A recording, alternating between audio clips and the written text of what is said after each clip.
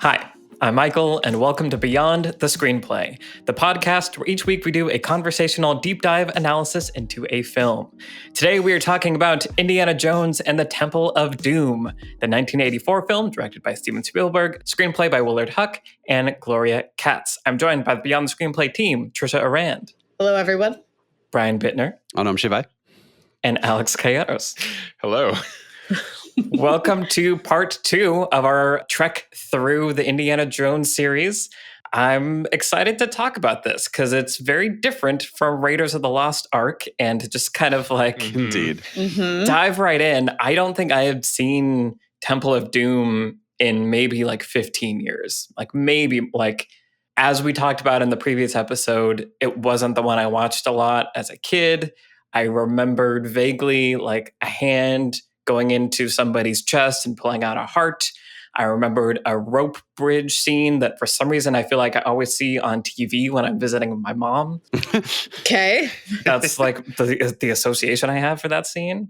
And the musical number opening it. And basically besides that, I remembered nothing about this movie. So it was really fascinating to go on the ride again. And watching all these movies back to back to back also, there's like even greater whiplash because so much of what Raiders is not in Temple of Doom, and we'll talk about this in the next episode, but Raiders and Last Crusade are like super similar. Right.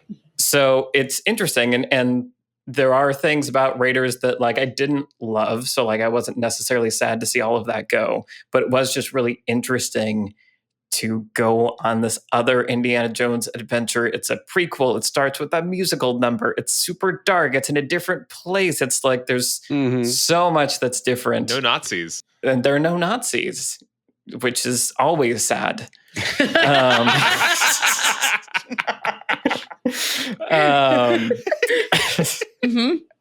always sad. You know, you need somebody to kill in your movies. And so if they're not here. Anyway, so yeah, Temple of Doom.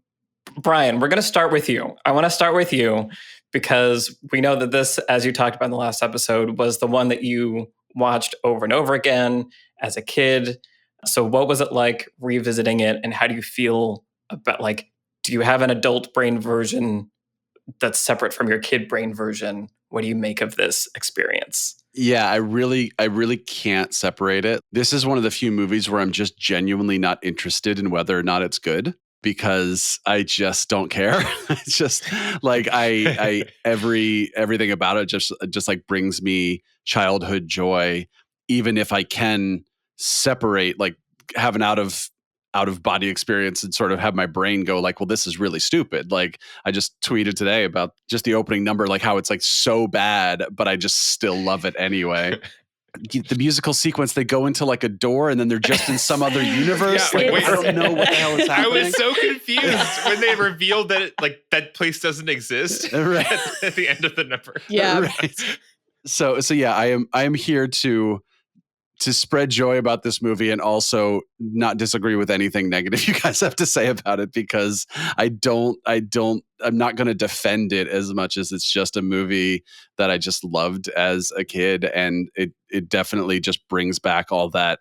There are things about this movie I really do like I could watch this in a vacuum separated from my nostalgia and really appreciate it. And we'll get into that later.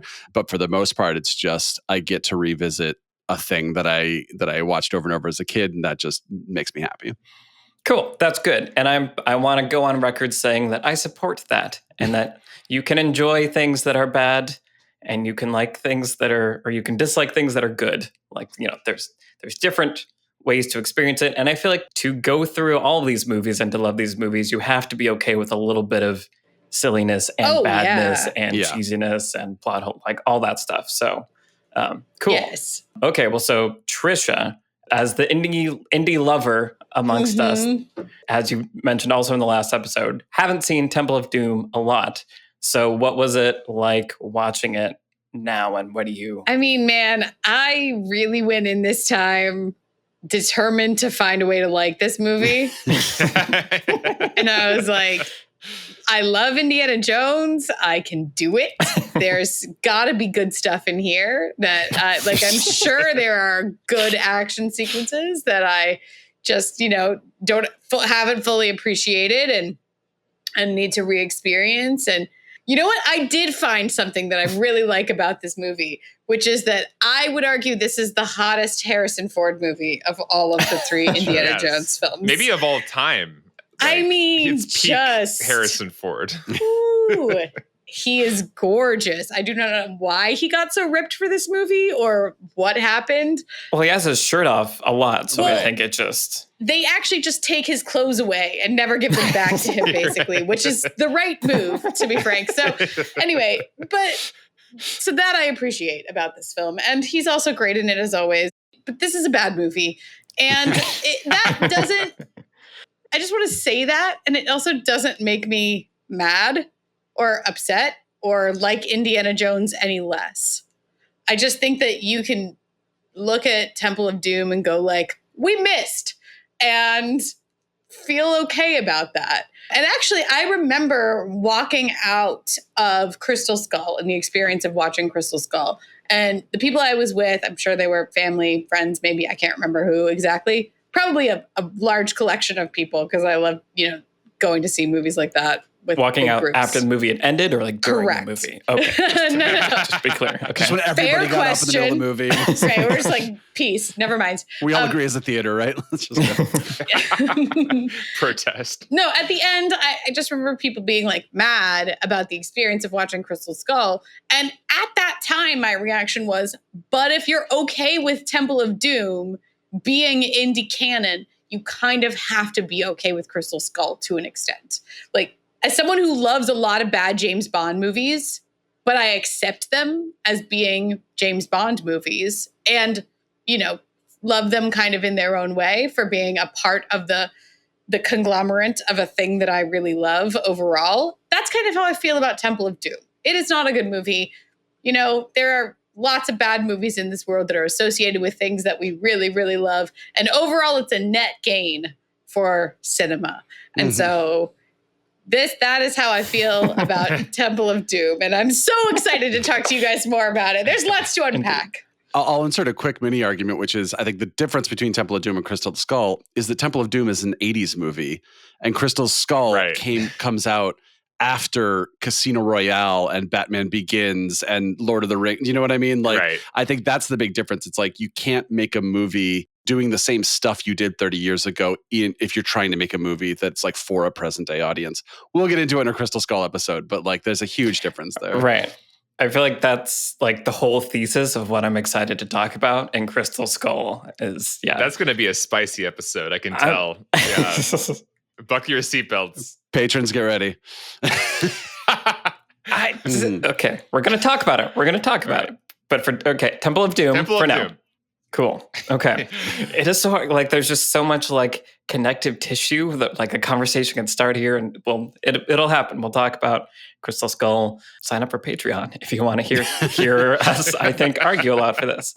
Okay, but so Alex, Temple of Doom, talk to me about your experience with Temple of Doom this time. I feel like with every one of these episodes is going to be like what Michael said as far as our experiences of these movies, because it sounds basically the same. Like, Last Crusade was our Indiana Jones movie. This was the least watched one. So I also have not seen this movie in I don't know how many years, maybe since childhood. Like, it's been a long time. And a lot of, just like you, Michael, a lot of images were burned in my brain from this movie, but no memory of how they connected or in what order or how Indiana Jones got from here to there. So that was all fun to rediscover and watch kind of with fresh eyes for the first time recently. And it, watching the movie again, as it started, I mean, there's a few experiences I had. As it started, I had forgotten about the musical number. So really, I wrote down in my notes, like, I'm speechless. Like what is happening? Like this is going on so long. They actually are like in some like magical Broadway land now in a space that doesn't exist. The entire opening credits are over this number. Yeah. Kathleen Kennedy's a dancer. Yeah. Is she really? Oh, I didn't notice that. So I was already just kind of in this almost kind of broken mental state after that musical. Like, where am I? And then the opening scene is so goofy, as you were saying, Brian. But then I was really into it because it just kept, the momentum just didn't stop. They were just crazy, wacky, like old-fashioned James Bond shootout, with crazy maniacal laughing henchmen shooting machine guns. Rolling, the gong into the car, onto the plane. Surprise, Dan Aykroyd, like what is Dan Aykroyd doing in this movie for 5 seconds?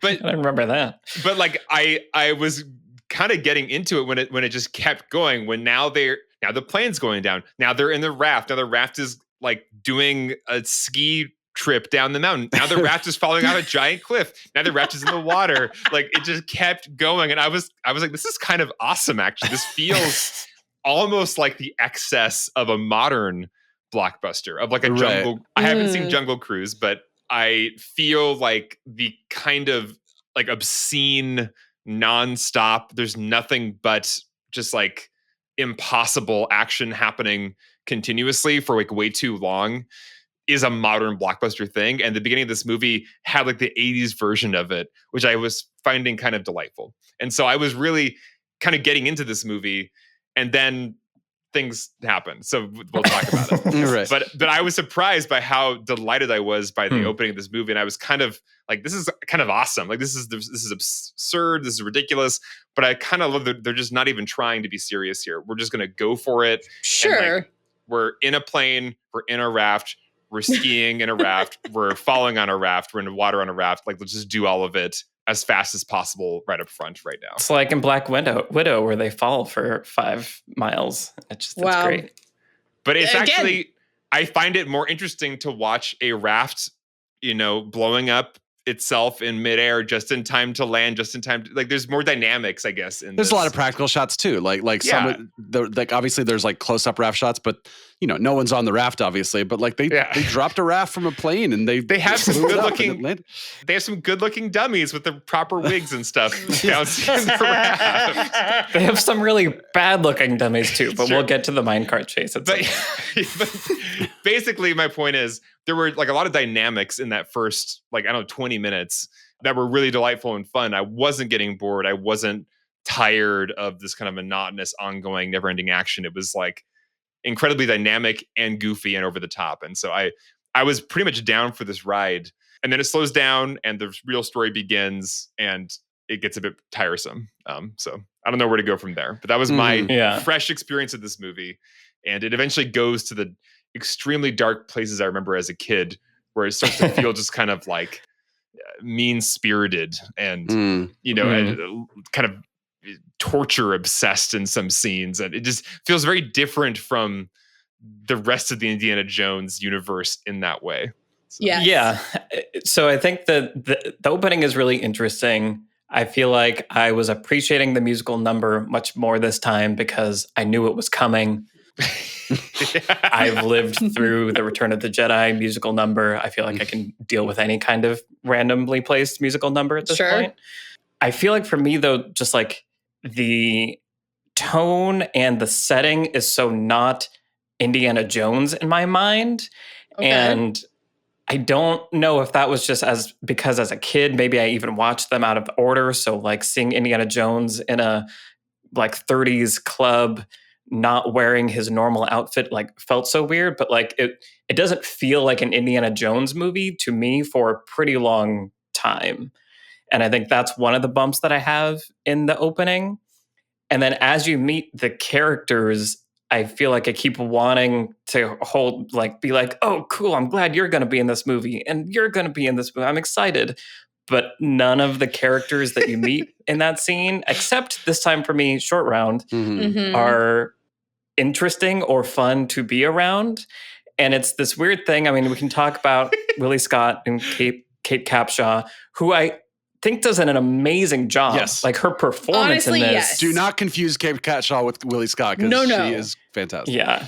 I actually really appreciated all of it a lot more this time. Like as a kid, I was like, this person just won't stop screaming. I'm really annoyed. Like, go away. And this time I was like, I felt for Kate Capshaw. I felt like she was doing everything she could. And I I appreciated her a lot. What a thankless job they gave Kate Capshaw in this movie. Like, I have a lot of thoughts on that character because she's such a huge part of this movie. And I really feel like a lot of the decisions that were made around that character color everything else about this movie. Mm-hmm. And part of it is the mean-spiritedness that you mentioned, Alex. It's like her character was created with so much malice. I can't, I don't know. Sorry, we don't have to dive into the whole thing right now, but I really sat and pondered while I was watching it this time around what happened, what must have happened in the development process that gave us the character of Willie Scott, and to what end. And I would love to get your guys' thoughts on that, but we'll circle back to it. But sorry, go ahead, Michael. Yeah, well, yeah, just that, again, appreciating the performances of everything, but you're in the club and Indiana Jones is getting poisoned and he has a partner that apparently he has a really deep connection to that we meet 5 seconds before he dies. Mm-hmm. There's just a lot of it. It feels Attack of the Clones-y. I think there are actually several parallels. Later on, even one of the action scenes reminded me of the droid manufacturing plant sequence from it. I feel like there was a lot of George Lucas happening with this one. And I don't know, you could also just feel that I think the script didn't have the time and care put into it. And, they had to make a sequel. I mean, they had just made Return of the Jedi. First of all, how crazy was their lives, Spielberg and Lucas, that they're just we're going to make Empire Strikes Back. They're going to make Indiana. We're just handing back and forth the two most popular franchises and hanging out while we're doing it. Anyway, so I feel like pretty quickly in that opening, the rushed nature of it starts to show itself for me, and the lack of any characters to fall in love with takes a toll, which I think Raiders has a lot of. And I think, like we were talking a little bit in the Raiders episode, Marion does a lot of work, I think, as an interesting foil for Indy and what she brings out of him, and is fun to just watch her on her own. And Willie, unfortunately, doesn't do either of those things. Indy is still kind of a dick to her. I don't know, just that relationship so much in the script and story seems to hinge on it, but I feel like there's nothing there. Mm-hmm. Yes. Well, Willie Scott, she kind of reminded me of it in Lord of the Rings, in the Two Towers and Return of the King. Gimli kind of becomes more and more like a comic relief character, more than maybe primarily a member of the Fellowship who's as serious as Legolas or Aragorn. And I felt like Willie Scott was just comic relief Gimli from the get-go. That's all she is, really, is she's the one stumbling into the snakes and into the animals, and she ate the wrong food and it's disgusting, and everything is just kind of a joke with her, which it's fine to have a comic relief character, but also to have it be the main other character of the entire movie, the love interest, the reason Indiana Jones is going to do certain things later on. And the only female. And the only female, the annoying thing, So it's you can't.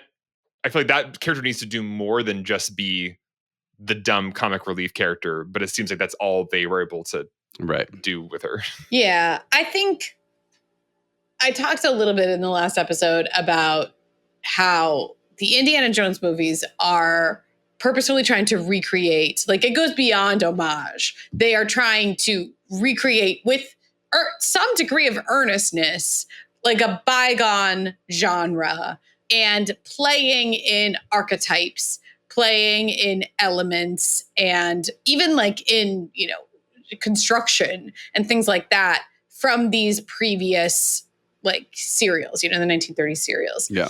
And I talked about how Marion, even though she is this very likable, scrappy, and magnificently played by Karen Allen with dimensionality, she is a more likable female archetype from the time. She is still essentially kind of a flattened character to a degree, right? I think that Raiders is kind to her, and Karen Allen is incredible. And as we mentioned, no fault on the performance of Kate Capshaw here, but there's more to work with in the script of Raiders for the character of Marion, where she has a backstory, she has a father, she has she was involved with Indy before, she was really young, now she's like made a life for herself. There's backstory there. There's just like more there in character. Like all we know about Willie Scott is that she like really wants the diamond at the beginning. Right. So, like it's like she's greedy. It's like yes. Well, and I feel like that's for me where, like what you're talking about, Trisha, where she's treated unfairly. Like I think that's where the kick happens for me, because I don't think I would mind someone complaining about all the crazy stuff Indiana Jones gets them into. Like I identify with her most of this movie. Right. I don't think want she has things around me.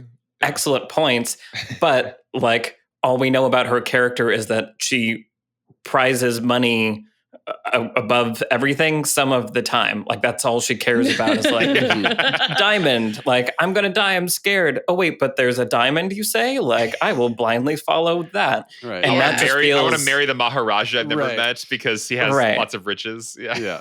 So I feel like there could have been so much more there, but that's for me where the being mean to her starts to I start to feel it. Yeah, they just absolutely didn't invest anything textually in the character to give Kate Capshaw anything to do with it other than what she's like, as you're talking about, Alex, the like comedic relief where they just like gave her these lines where it's like, we can cut to Willie looking grossed out.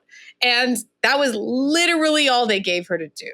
Mm-hmm. And it's such a disservice to women in this movie, but also it's almost, and I think that this movie runs into this problem a lot, it's doing a thing that the serials did so hard, probably as a joke or as like a satire or as like a whatever. But because these films were made with some degree of earnestness, the joke is impossible to perceive. So like the joke is, isn't it funny that women were treated this way in serials as this like damsel in distress who's just here to complain and be an obstacle for the hero? Isn't that funny that that's how women used to be in this kind of entertainment? And yet the joke is lost because there's this sort of like, I think it's what you're talking about with the tone, Michael, where there's this sort of like darkness, but also a general seriousness to the way that everyone else is playing it. She feels like she's in a different movie than everybody else, if you can put it that way. And we see this problem sometimes in film, and it's just so apparent here. And it's just so disheartening from the very first minute where I'm like, you're having her yell about the holes that the like skewer put in the side of her dress. Her dress is amazing. But even so, it's like you're having her just shriek. Like that's all she does in this movie. She screams shriek. so much. Yeah. It's like, what? Who hurt you? Like, right. I don't know. Well, I think the problem is, as you were saying, like if they're doing sort of a meta joke of like the serials and stuff like that, then that joke needs to be in the text. It can't just be, if you've seen this source material, then you'll get what we're doing here. You need something that is sort of pointing to that. You know, you need the sort of quick fix version is the Indian village they go to has like a badass female character who's not scared of anything. And she looks at Willie as like, what's her problem? Like, why, whatever. Like, where then it's like, okay, we're not saying like, this is women. We're saying like, this is a person. But I feel like that's, again, it's that problem of like when it's your only, and it's, it's not the only female character in this franchise, but it is in this movie. So it's sort of like, there's a lot more to read from that because of that than if you had, maybe like a counter character, like a different female character who was just a different person, Sure. Well, yeah, and I feel like the problem runs deep enough that it probably needs even more than that. But, sure, but I'm saying like these sort of like the band-aidist of band-aids. Yeah. And I think that the point that you're making is a good one, and people should listen to our episode on Once Upon a Time in Hollywood on Patreon if they want us to talk more about these ideas. Yes, exactly. Are you doing a thing for real because you love it and you think it was good? Mm-hmm. Or are you making fun of it and you think it was bad? Right. And can we tell Yeah, and can we tell? And is the thing in the text? Yes. What a good question for all filmmakers to ask themselves. So coming off of this, I think one thing that was interesting is at the time Temple of Doom was being made, George Lucas, in an interview, he was saying, well, each of these movies exists in its own universe, basically, which I think is an interesting concept of like, we're taking this character and we're sort of putting them in some other thing so they don't have to connect. They don't have to be like the rules in the first movie, which gives it that serial feel of just like, here's the thing of the week, you know? Yeah. And he said, first of all, it's a prequel, so we don't have to explain why Marion's not there. He's like, that was a main reason to have it be a prequel. And then he's like, and that's also why there's no Nazis, so because it's like it's set in its own universe. And then of course, after the reaction to this movie, after the critical response, what do they do for Last Crusade? They're like, all right, we need Nazis, we need Salo, we need Marcus, we got to start with Professor Indy, we got to have a desert chase sequence, no magic until the end, a very quiet finale that doesn't end. Like, they basically were like, okay, forget about all that stuff we said. We are now building the more like cohesive Indiana Jones universe. And usually that would be bad. We could wait till Last Crusade. Usually it's a bad thing to say like, oh, we just reused a bunch of ideas. But Last Crusade does it in such a different way that it feels more close to this, at this point, only 3-movie franchise. Whereas Temple of Doom, as you were saying earlier, Michael, just feels like so out of left field, you know? And I think that I can't imagine, because for me, like, I don't even dislike Willie Scott because I grew up with her, right? Like, this is the movie I grew up with. So I didn't have a Marion beforehand. I can't imagine like having Raiders and then going into the theater and seeing Temple of Doom, and you get the musical number and you get Willie Scott and you get like just like a bunch of like really goofy cartoony things. But for me, it's like I come out of it from this other place where I'm like, no, this is the one I grew up with. So now it's like I can appreciate how this is different from the other ones and why people don't like it and stuff like that. But for me, it's like this is my base understanding of this franchise, which is a weird place to come from.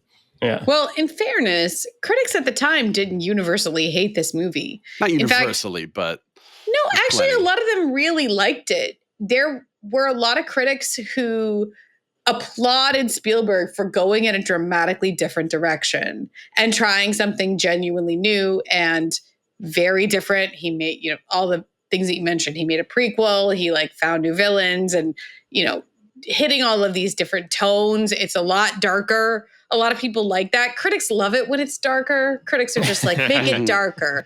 But there were people who really responded to this at the time simply because it was so different and they didn't feel like they were being pandered to, right? It feels like something shocking and unique sort of emerged out of, what was a runaway hit, and all that really was required of Spielberg, or what would have been the easiest thing to do, is to make The Last Crusade next, right? Or something like it.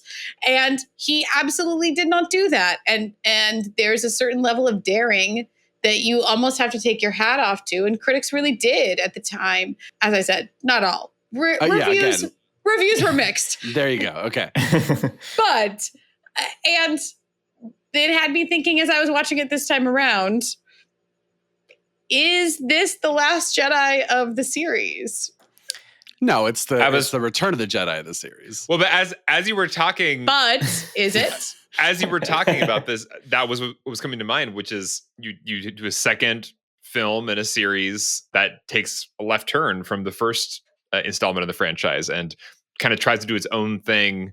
And I mean, I think they're very different in a lot of ways. And of course they are. The different thing they're doing is very different.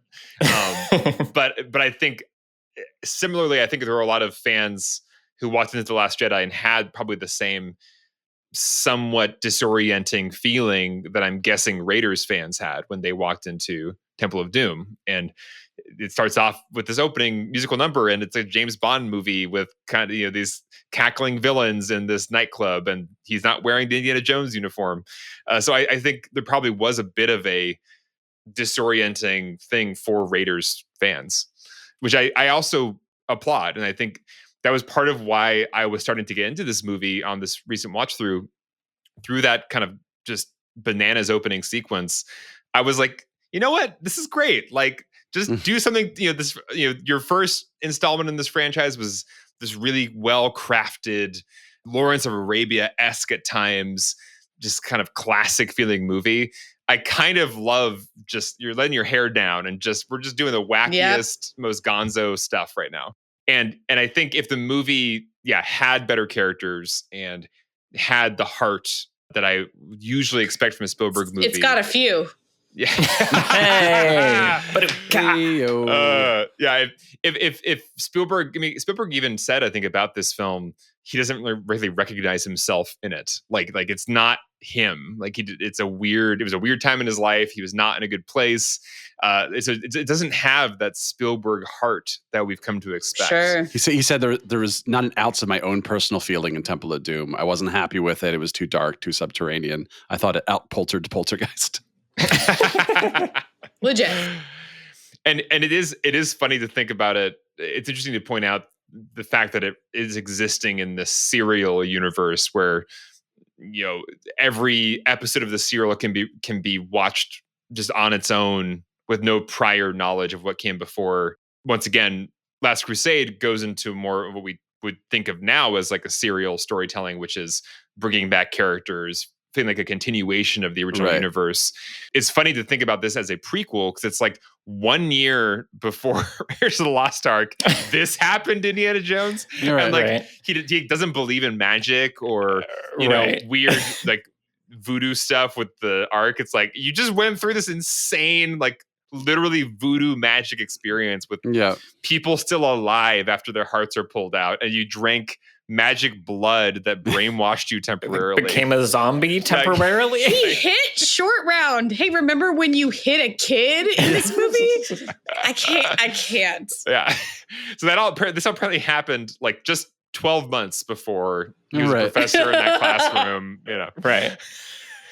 Yeah, it's pretty wild. And I think, the comparison that you brought up, Trisha, is just really fascinating. And it's maybe coincidental that it's Indiana Jones and Star Wars made by kind of the same people. Like there's a lot of overlap. And so I think that is a really interesting conversation. I wish I knew more about like what people thought of it at the time, because, if this is coming out alongside Empire Strikes Back and Return of the Jedi, where it is this like epic saga of like you're following this family story and all this stuff, to then have the second episode of this from kind of, the same creators be such a left turn. I think it is, like you guys are saying, like a very bold choice that is kind of cool.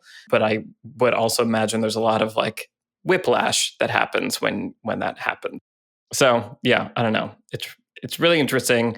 I feel like, again, the problem that I have with it is just the script is not good. It's not. Mm-hmm. And I feel like there are a couple things we can talk about along those lines that I think would be interesting. Let's hear them. I feel like there are no choices being made basically ever by the protagonists. Like kind of just from the get-go, that crazy opening sequence that you're talking about, Alex, the bananas, 20 minutes of like all of that is just sort of like a thing happens, and then they're just like reacting until they find the village. They're given this sort of new mission, and then it's kind of just happening to trigger this thing, or somebody's going to show up in your room to kill you, and that'll accidentally reveal this. Like, to be clear, I do think that at the very least, the sort of whole inciting incident of this is a choice where they're like, oh, you're going to go to the palace. You're going to get the stone for us. You're going to do all this stuff. And he's like, okay, yeah, whatever. And then it's the moment where he says, they took the children. And I think you don't really see this sort of acceptance of like, well, I guess we have to go do this now. But I do think that at the very least, that is the moment where they could still just go down the street and get out of here. There's probably not a bus nearby, but like they could just like turn down this mission basically. But I think that's the moment where it's like, okay, we kind of can't do that. We kind of have to do this. So I think at the very least, that's a big choice. But otherwise, I agree with what you're saying. Well, and like the sad kid stumbles into the village and falls in Indiana Jones' arms. Yeah. Yeah. I guess I don't know what the next choice is in the movie after that. Right. It's kind of the problem. Yeah, I think that is fair. And just really quickly, like thematically, does any of this add up to anything? There's a little bit of father-son vibes with him in Short Round, and a lot of attention put on this moment with the starving, sad kid who falls in his arms. But is this a movie about Indiana Jones like being a father figure at all. Kind of. I mean, there's like some key moments where him and Short Round like have a connection, or he, hits Short Round and then wakes up and doesn't hit him and hugs him. like there's, I don't know. That is my exact question. Yeah. What the hell is this movie about? Mm-hmm. Right. That is what I want to know, because Raiders, as we talked about in the last episode, doesn't all the way resolve into a concrete position on a theme, but it is sort of textually all about like Indiana Jones as an archaeologist and his relationship with faith and like the purity of his pursuit versus like sort of the commerce and the money and like all of this stuff, the greed that tempts him as it tempts Belloc and all of this stuff. There's enough in there that it feels like it's about something. And then obviously Last Crusade is about something.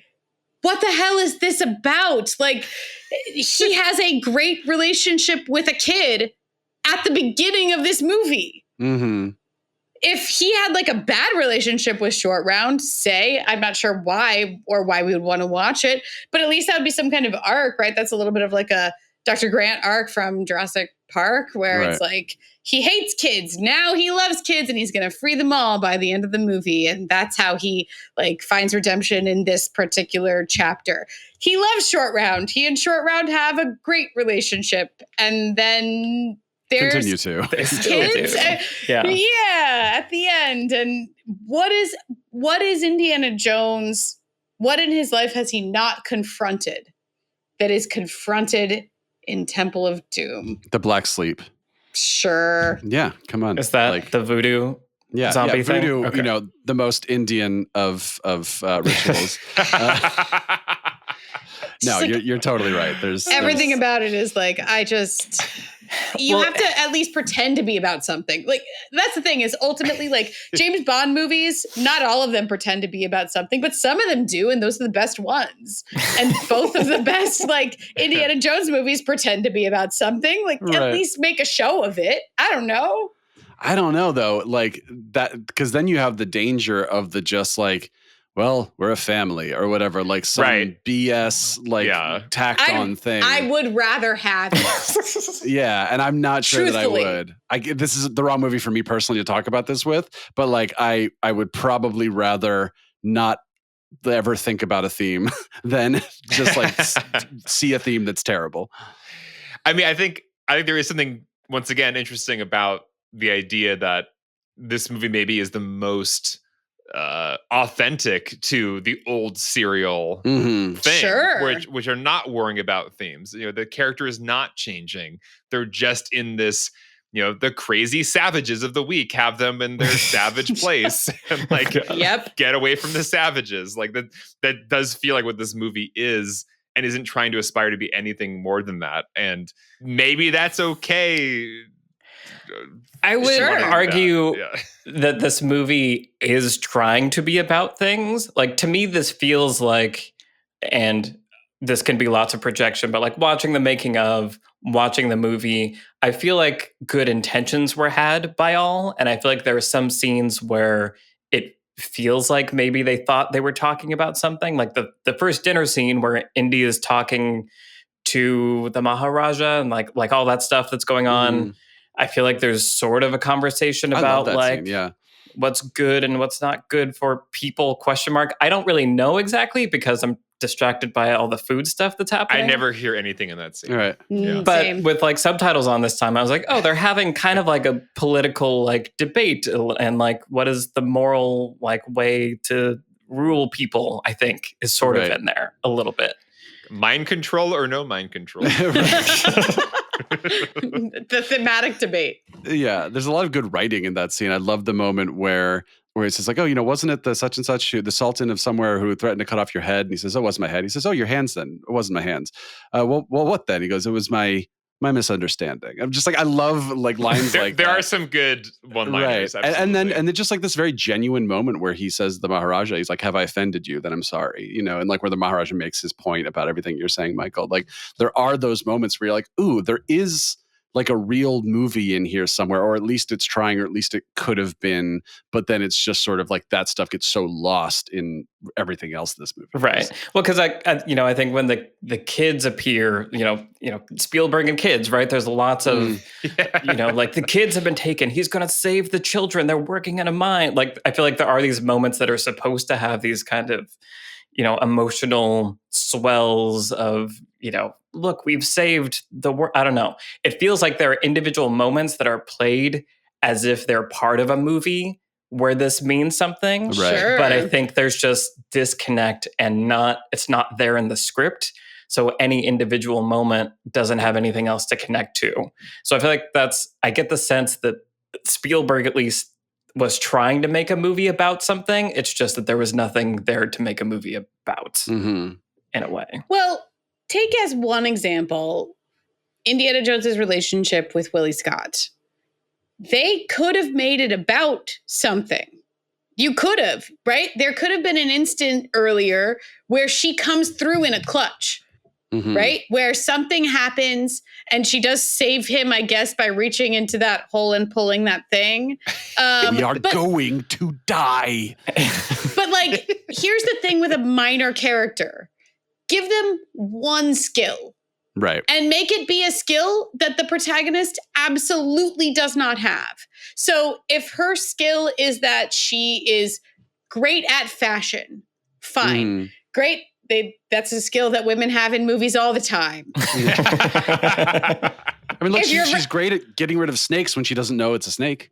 Okay, but let's say that's what her skill is, okay? Yeah. So there's a scene where they're dressing for dinner with the Maharaja. Indy is about to wear something that actually would completely offend the Maharaja. But she happens to know, oh, you can't wear that jacket here. You can't wear that tie or whatever. You're going to get us thrown out into the whatever. Something where she has a special skill. And Indy's like, you know what? She's actually good to have around. Right. I really appreciate a quality about this person. Because a character might have qualities. This is what I'm saying. It would be very easy then, once you have established that there's an attraction based on something. Right. Based on something. Any attraction based on anything. But if you have it in the text, then you can build on it, right? Then she like comes through again and she's like flirting with him or make it a thing with Indy where he is lonely and realizes he can't go around adventuring by himself all the time. And like, he needs the support of somebody who can do X, Y, and Z, even that's there for him to talk to. And he's like, you know what? I've been a bachelor too long. I've really been thinking about this. And like, maybe it's you because you're here. And like, just a character reason, even one would be a thing. This is the central problem is that there's so much that they just kind of slapped on top and didn't make a part of the actual text, plot, character, all of that stuff that is screenwriting. Right. And so I do like the action scene where she does come and save them, like the spike scene, I think it's cool. Maybe the best little sequence. And they are kind of idiots for getting themselves stuck in there. So I feel like that's a moment where I'm very much on Willie's side of like she's a fucking hero right now, like having to go through all this stupid stuff to save your idiot asses for getting stuck in this place. In the Spikes room. Right, in the Spikes room that you have in your, But that's an Indiana Jones problem. But I feel like the moment for me where I'm like, oh no, this movie is bad and maybe irreparable is the extended who's gonna go into the other person's room like back and forth sequence. Wait a minute. I love that scene so much. I kind of love that sequence this time. Thank you. I'm sorry. If you took that sequence out and looked at it in isolation, I think it's like a fine, funny sequence, but I think it's not about anything. Like, I think that's what you're saying, Trisha, is like, that's where I feel it the most is like this.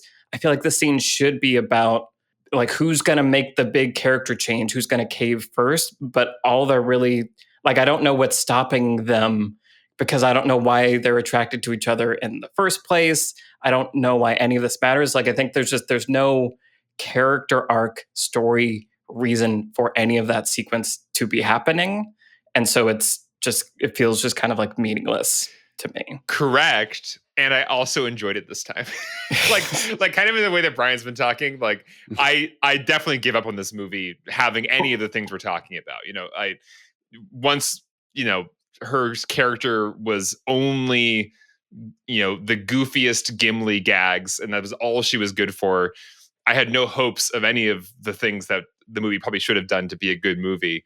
So I was actually just kind of refreshed during that scene. Like I'm enjoying watching this kind of throwback to, like a talky kind of screwball comedy. Right. They can't actually show the sex on screen because it's the 1940s. So we're going to like talk around it and go to the separate rooms and be stubborn. So I just kind of enjoyed it as its own little set piece.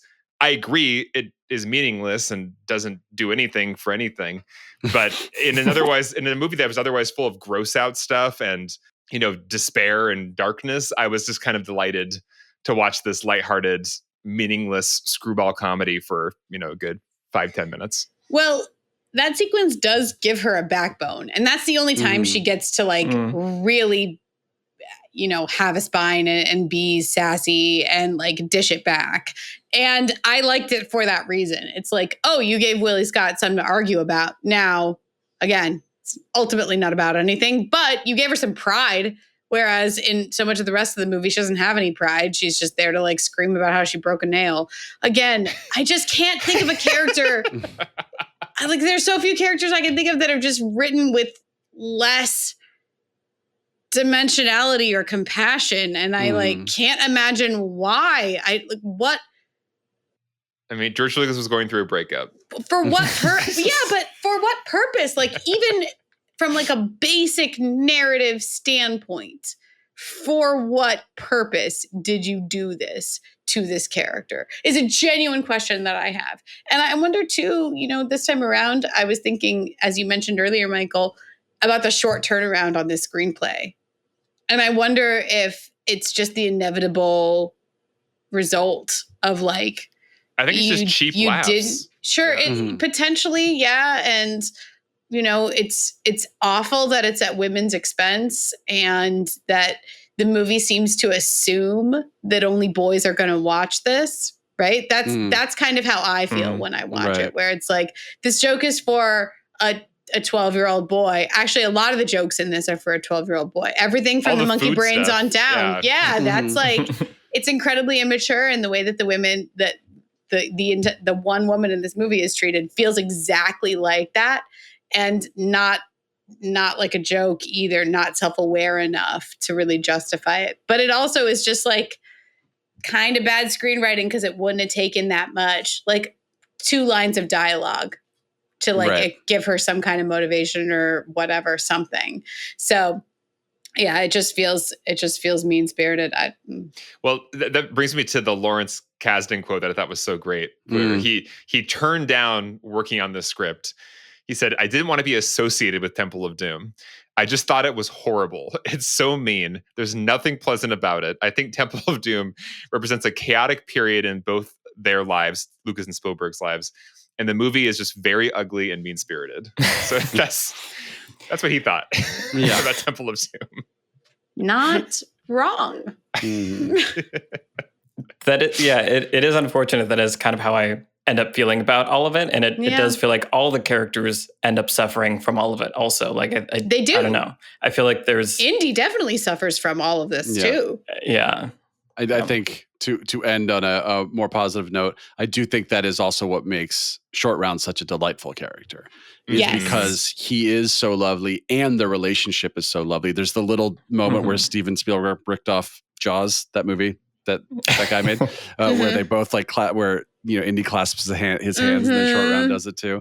And then I just love like when Indy is under the black sleep and Short Round's just like, "I love you, Indy." Like he just says, he's just like so it's so like, cute. Right. Real love between those characters and stuff. And it's, it's unfortunate that the movie has all the other issues that we're talking about, because that genuinely does just feel like one of the nicest relationships in the entire franchise.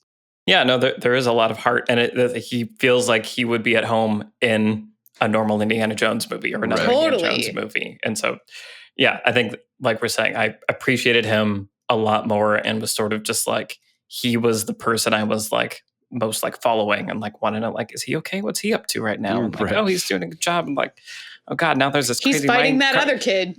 Right. Yeah. Well, like kid battle. Like, yeah. Mini kid battle. I also was like, my mind was blown by this like psychotic Maharaja kid. Like how many scenes he have where he's just being incredibly bloodthirsty. Yeah.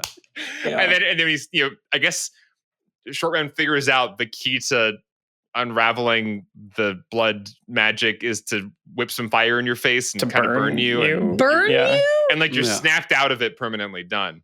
That was kind of a convenience device. The rules, also like the magical rules in this one are pretty all over the place. Right. Yeah.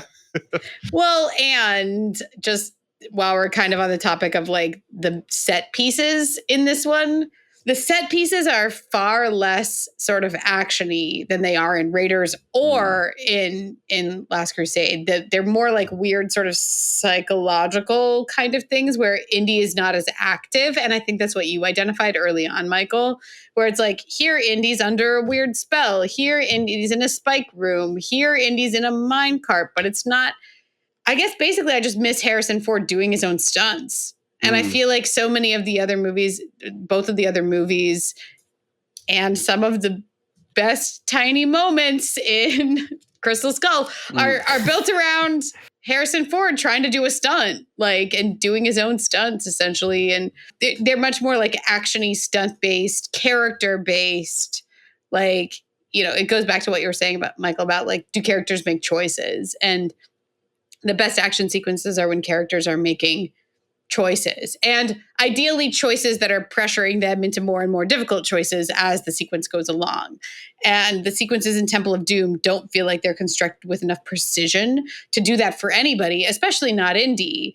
And, the lack of like, it wasn't that physically taxing on Harrison Ford. He didn't have to do that many stunts. Although I think the rope bridge sequence at the end is a real exception. And I think it's awesome. I think it really does work. But most of the other sequences, if you don't have your actor like really pushing himself, then is the character really pushing himself? I mean, those things are not always exactly a one-to-one, but you get the sort of gist of what I'm saying. Yeah. Well, yeah. And like, Harrison Ford did injure his back for 3 weeks. And so or like 6 weeks or something. So they had to shoot a bunch with stunt people. But I think that's not even like the point of like what you're like. I think what I also experience is that, he's very passive around the action sequences and in the action sequences. Like there's so much of them like, oh, we're going to turn a corner, we're going to watch a thing, then we're going to get caught. There's a lot of that in The Last Crusade also. That's mostly what Indiana Jones does, actually, I think, is get caught watching things. But yeah, like in Raiders, there's the action scenes are revealing character and we're kind of getting to know who Indiana Jones is. And I feel like in Last Crusade, there's he's being watched by his father. So there's kind of this other like character dynamic happening when we're seeing him do these things. And in Temple of Doom, there's just not as much of that. I think there's some fun moments with him and Short Round watching like their duo and how they handle things together. That is really fun. But yeah, it doesn't feel like I'm learning anything about the character of Indiana Jones so much as I'm wondering why they built a roller coaster in this mountain. So first of all, why isn't there that exact roller coaster at a Disneyland? Like, this is the most obvious ride. Like, just make a roller coaster. Yeah, look like a roller coaster. Because the Indiana Jones ride. I want an actual roller coaster, like Minecraft roller coaster. That's all I want. Okay. So that aside, I feel like that sequence reminded me of like Star Wars prequels where the pod race has no narrative function except for like the end of the pod race. But as a child, watching those things go really fast, vroom, vroom for 10 minutes or 20 minutes or however long that just freaking scene is, was amazing. And I think the minecart scene is one of those sequences that is just so kinetic and so insane and so gonzo that I just have to respect it in that kind of prequel way for just being so nuts. And so it reminds me also of like the forest chase and Return of the Jedi. Like, it's just got that like extremeness to it. The speed is way too much. Things are happening way too fast. The dolls and the carts are like flopping around way too much. It's all of it's too much, but I kind of love it for that reason. There's definitely always a sequence I enjoyed watching. Like I would basically watch the movie to watch that and to watch the rope bridge at the very end sequence, because I think that is, like you were just saying, Trisha, a really tense sequence, and it's really Definitely like great. Like I feel like this movie does end on one of the best indie moments, and that is such a like I feel like that is again an indie moment of what am I going to do? I'm trapped in this crazy situation. I'm going to cut the rope bridge, and like that's the way out of it. Yeah. And that's so It's the second choice he makes in the movie. Yeah, there you go. He does make another choice. Yeah. And it's so great. I love Kate Capshaw's like, oh my God. Like when she realizes, like, I'm so with her.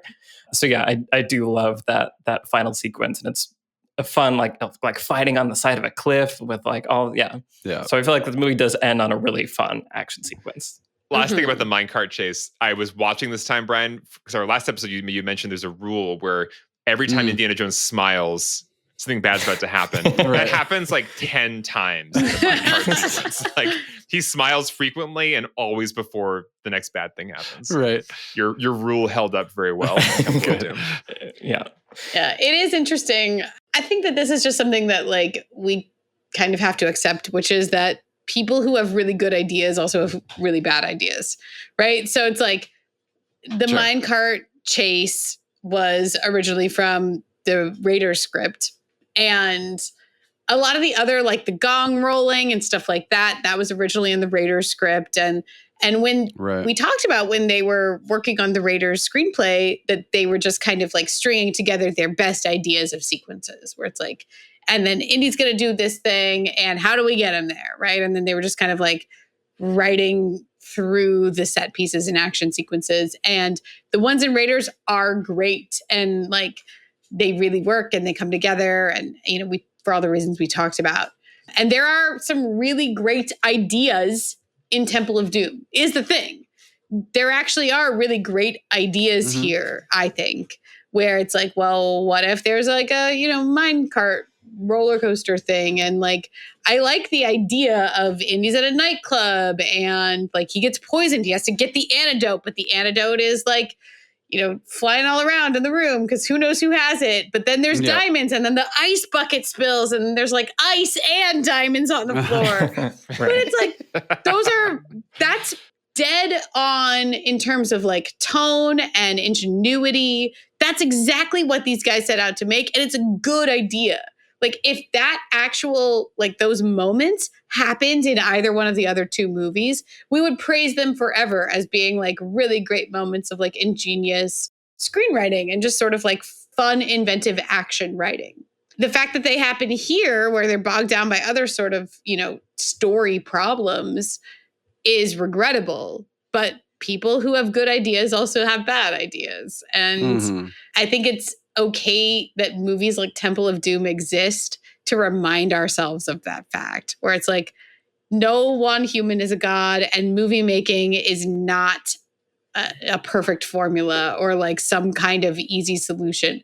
Making movies is really hard, and the same creative brains that brought you that thing that you love so much are capable of having really bad ideas.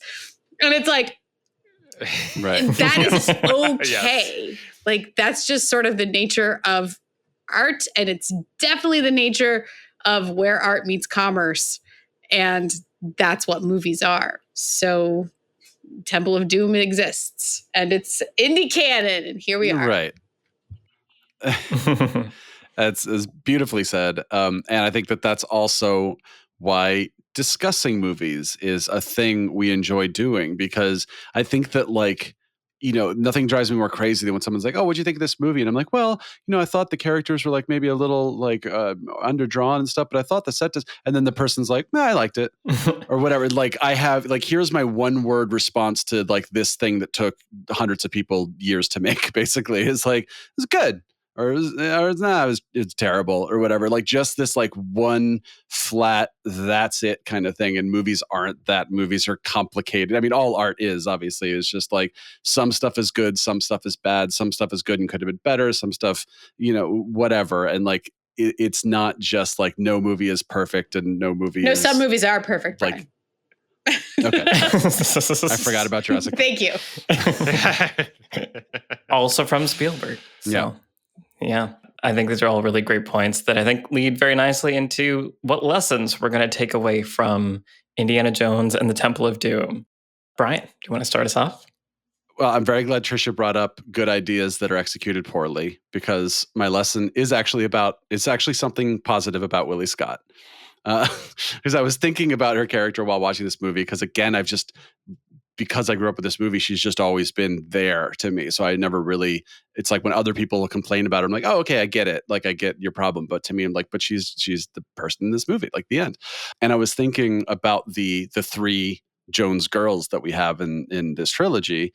And I think that like, if you could say what they are in one sentence, or at least in relation to the protagonist, Marion is his adventure equal, right? Like she's there, she lives in this place, she's drinking people under the table, she's like she's scrappy.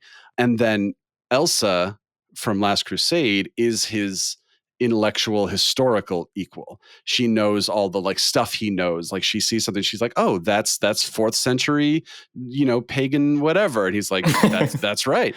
And I think if you could say one thing about Willie, it's that unfortunately she's not his equal in either of those ways, which is the most unfortunate thing about her character. But the one thing she is just sort of the opposite of Indiana Jones. And that is a bad thing in terms of, again, like the issue with her being the only female in this movie and all that kind of stuff. But Kate Capshaw literally said she's not more than a dumb screaming blonde. Is the quote that she said about Willie.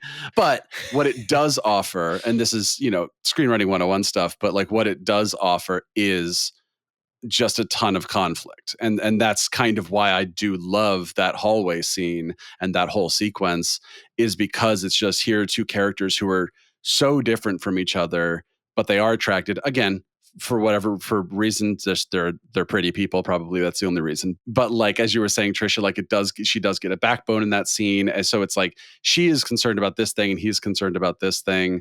And I do think that like the actual execution is her screaming a lot and complaining that she cracked a nail and that kind of thing. And that sucks, right? Like that's just, I'm not at all saying the execution of this is good, but I am saying like, it is a very interesting thing in this trilogy to have a character who is just the opposite of Indiana Jones, because almost every character is sort of like on some equal playing field with him, the villains and the love interests and all that kind of stuff.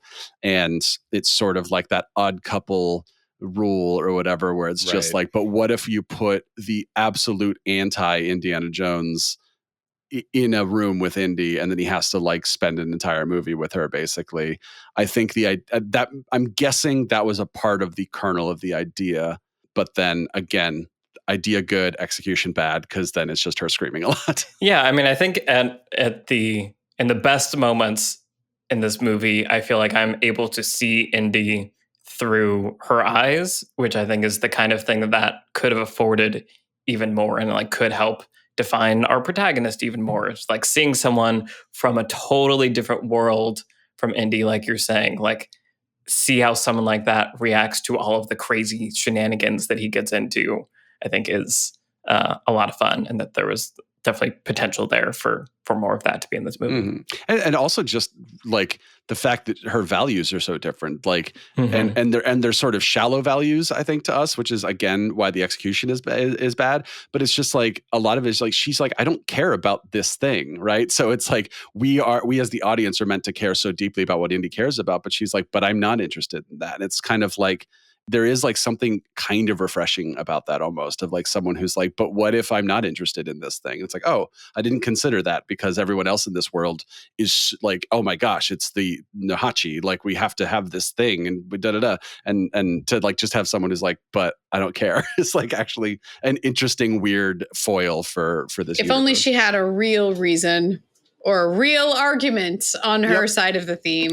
Like, give her a chance, right? Like, if I don't know, if that's what you're trying to do, then give her a real chance to articulate why Indy might be wrong about X, and really engage our brains about like, hey, Indy lives his life by this very questionable ethical code. Maybe someone should challenge him on it who has like a totally different worldview. Great. But like, what about a moment of real challenge? Yep. Yeah. No, totally agree. Again, execution bad. Alex, what's your lesson? We basically already covered it, but I just wrote themes are important. And I like Steven Spielberg movies with themes. We made a whole video about Jurassic Park and how many great themes it has and just how thematically coherent it is. Every character, every kind of plot turn is on theme. And it was just very disorienting where it's like, okay, so now we're going to spend the second half of this movie basically in this underground mine temple place. It was very big set piece about pulling a dude's heart out of his chest, which traumatized me as a child, burning them alive. Like, what is all this for? Like, was that it was all just for titillation? Like, we're just going to show you some crazy stuff and horrible stuff. Like in the other Indiana Jones movies, there is at least a reason for set pieces to exist. They seem to be part of a larger Spielberg whole, and this movie has a lot of stuff in it that doesn't feel a part of anything. And so, I think it's a good case study of why do certain movies feel unsatisfying. Last Crusade, we'll talk about next week, in comparison, is deeply satisfying to me in that coherent Spielberg, this is kind of perfection way. And it's really fascinating to put these two movies side by side. And I think a big part of what feels wrong about Temple of Doom in comparison for me is just the lack of any kind of thematic cohesion. So it really does get boiled down to just like a series of almost, just what do the little boys in George Lucas and Steven Spielberg want to see? Here's the gross out scene. Here's the really intense, like almost like horror movie scene. Here's the roller coaster scene. Why is it all here? I don't know. Mostly because we just wanted to do all these things, I think. So themes are good. Themes are good. Even in your like goofy action movie, themes are good. Yeah. And that kind of ties into my lesson also, which is, earlier, Trish, you were like, what is this movie about? And I feel like that sums up a lot of how I feel about this movie. But I think also watching it, I rewatched part of it today, watching the behind the scenes. I think, like we were just talking about, it does reveal how hard it is to make a movie and how movies are not a perfect science yet. Wow. Ominous. But that, like from the same creative minds for reasons, and we can throw out lots of reasons. People say things in interviews, like we can infer whatever. We have no idea. And I think the fragility of a movie and what makes it good and what makes it not good is like there. Right. Like, turn this dial 5 degrees that way or 5 degrees this way, and maybe this movie is the best Indiana Jones movie. Like, so I think that's an important thing to keep in mind when discussing movies. Like you're saying, Brian, like there is a lot of value to like get out of like this and deepen your appreciation, and also remember how imperfect a creation process every movie undergoes, and we react again, like you're saying, Brian, so strongly of like, this movie was slightly this way, so I have declared that I hate it, and it has ruined everything. When maybe it's actually just a little bit different, and there's lessons to be learned by zooming in and paying attention to all those little things that can make a movie different. Right. It also just reminds me of how many classic movies have different edits and different cuts that we have access to, and how those edits completely change our experience of the films. It's like that was even in the last stage of the process, you can make a totally different movie by happenstance of your editor or what the studio wants, or there's so many factors at play. And one edit can be a classic movie that's the best of all time, and one edit can be trash. And those are they're the same movie theoretically. Brazil. So, yeah, exactly. Yeah. Go buy the Criterion edition of Brazil and watch the Love Conquers All 90-minute cut that the producer made. Wow. And proof. Cool. And Trisha, what's your lesson? Yeah, this time around, I was really just thinking about screenwritery things and why I feel so lost in this movie. The experience that one of you described about, like, I didn't remember anything about this, except I remembered this part and this part and this part, but not how they're connected. I feel like that was my experience of this movie as well. And I felt that way again when I was watching it. I was like, how did I get in this scene? Exactly. Right. Which is how, the movie just has this overwhelming feeling of like, and now we're here without a lot of connective tissue. And that is a problem. And I was thinking that, a driven protagonist covers a multitude of sins. Just give your protagonist a really good motivation and a really clear goal. And that's all we need. And so the problem with this movie is that the goal doesn't show up until 25 minutes in, when it's like, they took our sacred stone, and you're like, okay. But that's not personal to Indy, right? I mean, they kind of try to make it personal to Indy with like, they took our kids. Okay. They took your kids, great. Right. But still, it's not that personal to Indy. The other two Indy movies, Raiders and Last Crusade, have like, I've been looking for this thing my whole life. And here I am in my office in the University of Chicago. And I have seen an opportunity, and I'm going to travel halfway across the world to go get that thing because I want that thing. And it means something to me personally. That's a really easy but clean construction that helps us follow what the movie is about and why we care about it.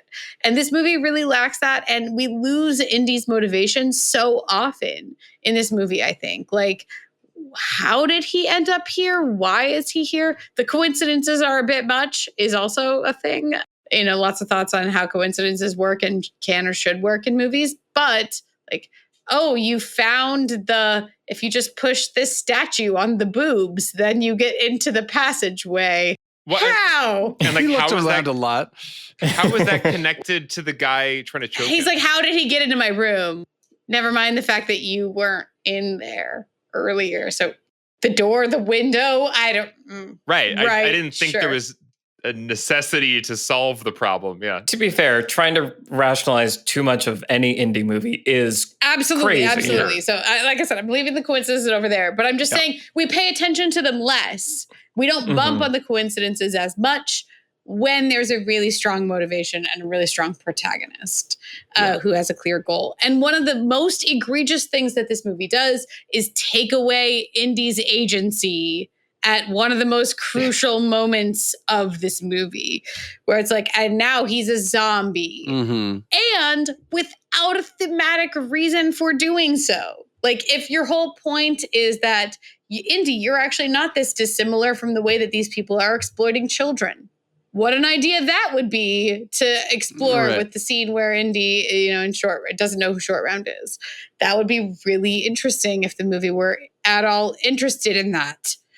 But it is not. And so just make it clean and clear why your character is in any scene ever. Just give a character a really clean and clear motivation. He's here to get the damn arc.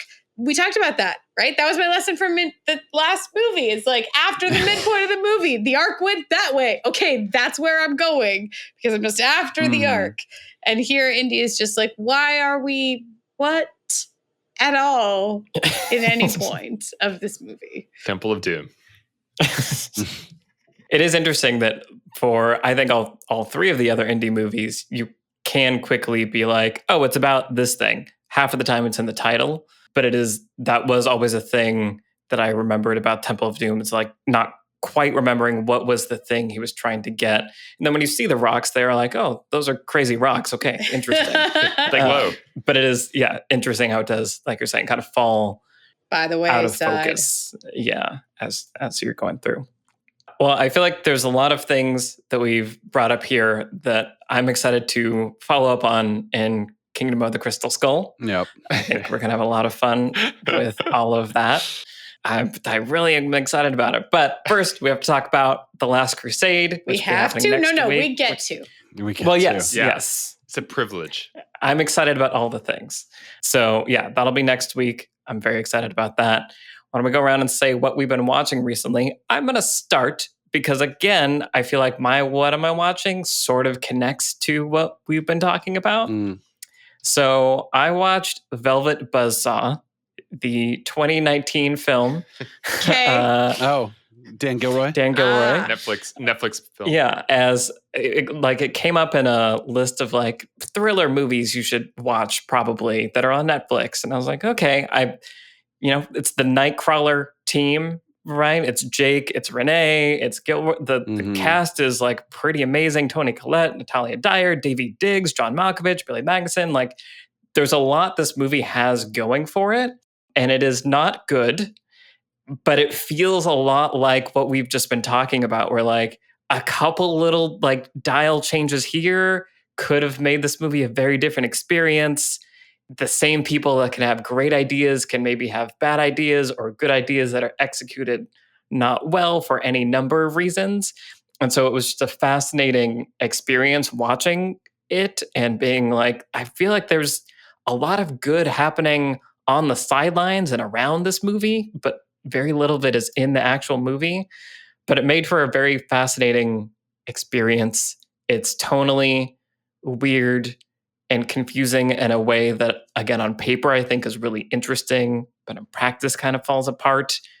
It's not sure if it's a satire or a horror movie, and those two things conflict a lot of the time, but it's really interesting. So I don't know that I can like recommend it, but like kind of like if you want to like see what filmmaking is like most of the time, like watch Velvet Buzzsaw and see like what can happen.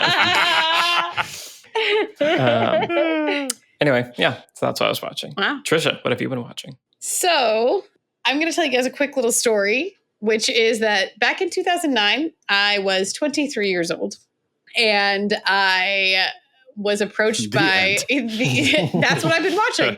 My screenwriting mentor at the time approached me, and he was like, listen, I have been asked to write a pitch for a Jungle Cruise movie.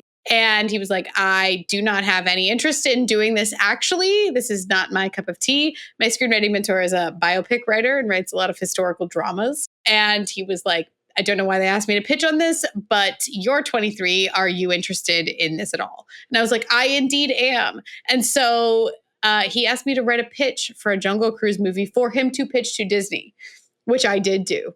And I came up with the best Jungle Cruise concept that I could and had a lot of interesting characters. I had a plucky female protagonist, and I had a wisecracking male love interest for her who could deliver all the puns that you might expect from a Jungle Cruise movie. And there was, an action comedy, essentially, set mostly in South America. And anyway, they didn't make the movie that I came up with a pitch for, but they did make a Jungle Cruise movie down the line. And it does have a few things in common with what I pitched back in the day. I mean, I didn't actually pitch it because I was nobody. I was 23.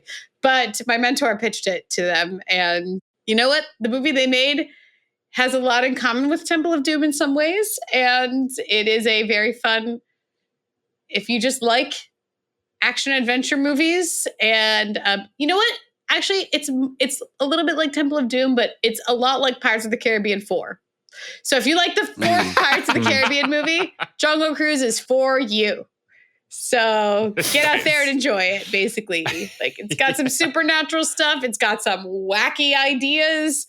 We're just like, what did I even just watch? How did that end up in this movie? And it does have Emily Blunt being delightful. So it is, in my opinion, worth a watch if you enjoy this kind of very splashy adventure journey. Cruise. The lighter day Pirates movies. Yeah. Yeah. Yes. 3, 4, and 5. I feel like it's really most like Pirates 4, whichever that one is called. So there you go. On Stranger Tides. I that's a thing I know off the top of my head. Yes, that might be the one. That? I don't know if I watched that one. That's 4. Yep. That's like 4? Yeah. Well Directed by done. Rob Marshall, right? Right. Am I right about that? Yeah. You're We right are about not that. Pirates 4 experts, is what we have learned.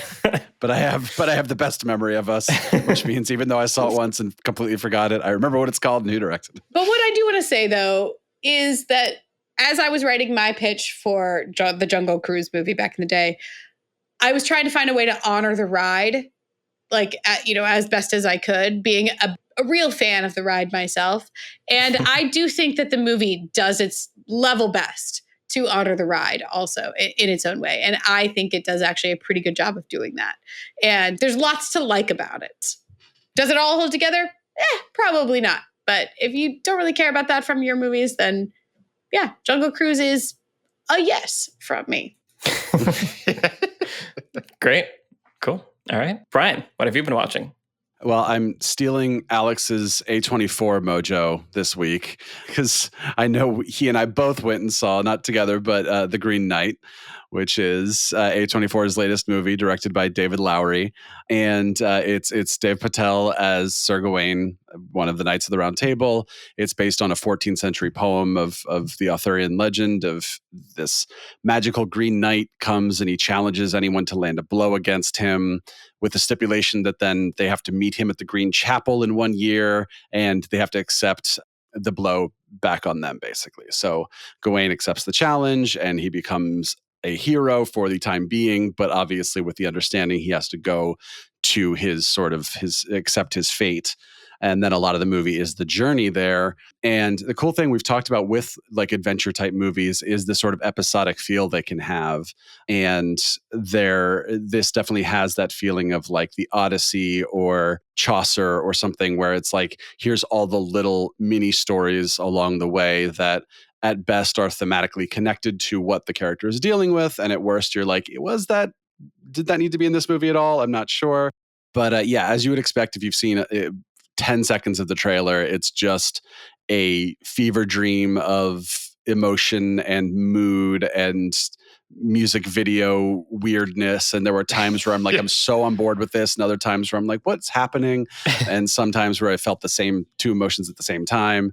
And yeah, like I said on the Lighthouse episode, I'm not crazy about a lot of the sort of A24-y type insane art pictures that are coming out lately, but I'm so happy they exist just because I just love weird experimental things that are trying to do very heavily thematic, symbolic like type stuff and just put you in a crazy mood that other movies aren't trying to do.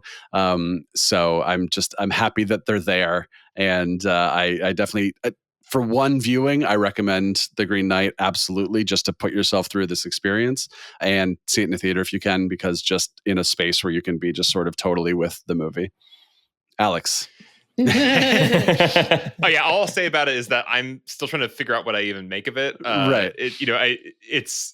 I also love A24 for putting out these really interesting art house pictures with decent budgets so they can kind of go epic at times. Mm-hmm. And Green Knight is an interesting case where I feel like it's close to being a more accessible A24 film. Like they do have some movies that come out that are straddling that line between art house and more mainstream commercial. And I love when movies can ride that line where they're pushing a mainstream audience to new places and yet still giving them like a story to latch onto and to be with and a journey that is comprehensible to follow. And I think The Green Knight could have done that and was close to doing that, but chose not to do that. In my experience, at least, I think there was so much steeped in symbolism or metaphor that maybe required previous knowledge of the poem or just rewatching the movie a bunch of times to kind of decide what you make of it. Mm-hmm. And it was frustrating to me because I think it was close to being that middle ground kind of an A24 movie, but chose not to be. And I think I just more personally lean towards if you can land that middle ground, if you can make a movie that everybody can watch and like on one level, but it offers so much more depth below that level. That's like my gold standard of you won. And I think David Lowery could have done that, and he chose to kind of keep it on the art house side of the street. Right. So I was a little bit frustrated because I was like, you're so close to a thing that could be that middle ground. He just didn't quite do it. And I'm curious because there was a different cut of this movie ready to go in 2020. It was supposed to premiere like at South by Southwest, and the pandemic happened. And I think that, and then David Lowery spent the next year re-editing it how he wanted it to be. And I'm very curious if that original edit was more, studio directed to be in that middle ground mainstream a bit more, or maybe it wasn't. I'm not sure. Right. But I'm just, as we're talking about, different cuts of a movie can make it a whole different experience. And I'm now curious what that original cut was. It was like entirely done. It was ready to premiere, and I wish A24 would let me see it. Very interested. And Alex, I know you watched something from one of our favorite sponsors, Mubi. What did you watch? Well, I was very delighted to see that the Rian Johnson movie that first made me fall in love with Rian Johnson is now streaming on Mubi. That is not Brick or Looper, but rather The Brothers Bloom, which is kind of the, I don't know, ugly stepchild of the Rian Johnson filmography for no good reason. I think people just didn't see it when it came out in the same way that Looper was kind of a thing and Brick was this kind of indie breakout moment thing. The Brothers Bloom, it definitely hasn't aged super well as far as it came out in 2008. And it was, for me, it was peak like film school brain kind of movie. Like, he's directing this movie so hard. Look at the style, look at the music, look at the cinematography, look at the quirkiness. But it is a very delightful movie. And it is just so much fun to see Rian Johnson being his playful best and just loving cinema so much and just having a ball. So it's a genuinely delightful Rian Johnson, just kind of cinema pleasure extravaganza romp. Exactly. So I highly recommend checking that out. And it hasn't been on many streaming services. It's always been kind of just for rent. So it was really fun to finally see it on a service like Mubi. Yeah, I don't think I've seen it since you had me watch it many years ago. And I want to see it again because I think I would probably appreciate it more this time. That's our girl in it, right? Like, it's got everybody. Rachel Weisz. Yeah. Adrian. She's like amazing and adorable and wonderful. And I like love her character so much. My dog is named after her, Penelope. Oh, nice. Cute. That's really cute. Awesome. Well, yeah, this episode is sponsored by Mubi, obviously, which, if you don't know, is the curated streaming service featuring exceptional films from all across the world. We've talked a lot about how they have lots of art housey kinds of films, but they also have films like this that can be more mainstream. Like, I think what's cool about Mubi is that it's not just films from all around the globe. It's all kinds of genres and from all periods of time and like all kinds of things. Like, this is part of their funny haha collection. Like, sometimes they kind of have themes around the collections that they're doing. Love it. Which makes it fun. They have lots of community features also where like, they write a little blurb about why they've chosen each thing, but then you can also see like reviews and conversations that other people are having on there. So Mubi is great. It's kind of like your own little personal film festival.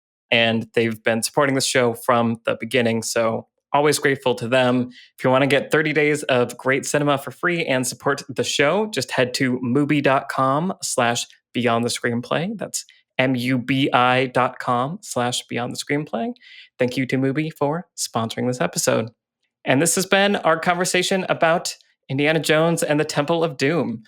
Such an interesting second stop on our the map montage as we travel across the different Indiana Jones. Is going. Yes. And it ends in a crystal skull. It does. It's going to be great. I'm excited. But our next stop is The Last Crusade, so we will see you all next week for that. We want to say a big thank you, as always, to the patrons for making this show possible. Thank you to our producer, Vince Major, and our editor, Eric Schneider. I'm Michael Tucker, and I've been joined today by Trisha Rand, Brian Bittner, and Alex Calleros. As always, our Twitter handles are in the show notes. Send us a tweet and say hi, and we will see you in the next episode. Bye, everybody. Bye-bye. Bye.